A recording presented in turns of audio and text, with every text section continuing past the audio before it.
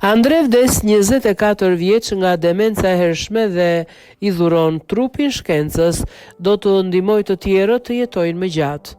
Vendosëm ta dhuronim trupin e tij për kërkime mjekësore, sepse nëse Andre mund të ndihmojë edhe një familje tjetër të kalojë kohë të çmuar me një të dashur në të ardhmen, kjo do të thotë se ja vlente, tha nëna e Andre Jarham, një britanik 24 vjeçar me demencë të hershme, duke shpjeguar se çfarë shtyu familjen të dhuronte trupin e tij.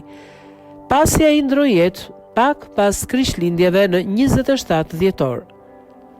Zoti Farbian vuri re për herë të parë ndryshime në sjelljen e djalit të saj në nëntor 2022, kur ai filloi të shfaqte sjellje gjithmonë dhe më të çuditshme dhe të humbiste kujtesën. Një ditë ai u desh të shkonte në qytet për të bler diçka. Duhej të kishte shkuar në dyqan, por vendosi të merrte autobusin, tha ajo, duke zbuluar se djali i saj shpesh sillej sikur nuk mund të dëgjonte personin pranë tij. Simptomat shpesh u bën gjithmonë dhe më të rënda, duke çuar në teste dhe një diagnozë shkatërruese pak para ditëlindjes 23. Demencë frontotemporale për shkak të një mutacioni proteine, siç shpjegon ISS.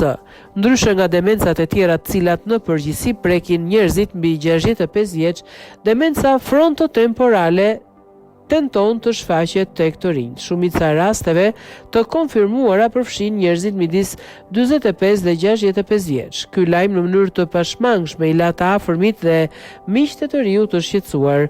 Demenca është një sëmundje mizore dhe nuk do t'ja dëshiroj askujt. Nëse keni kancer, mund t'i nënshtrojeni radioterapisë ose kimioterapisë me shpresën se sëmundja do të kalojë në remision dhe do të mund të jetoni një jetë aktive. Megjithatë, me demencën nuk ka asgjë që mund të bëni, deklaroi 49 vjeçaria.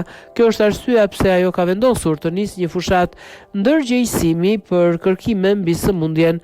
Demenca nuk diskriminon në bazë të moshës. Djalimi ishte një nga më të rinjt, dua që njerëzit ta dinë sa mizore është kjo sëmundje, tha gruaja që kujdes për 24 vjeçarin derisa ai ushtri plotësisht në shtrat.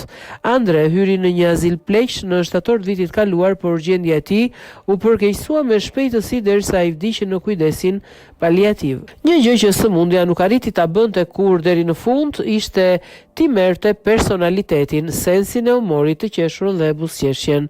Edhe pse nuk fliste më, mund ta dëgjoje të qeshje, ka treguar nëna e tij.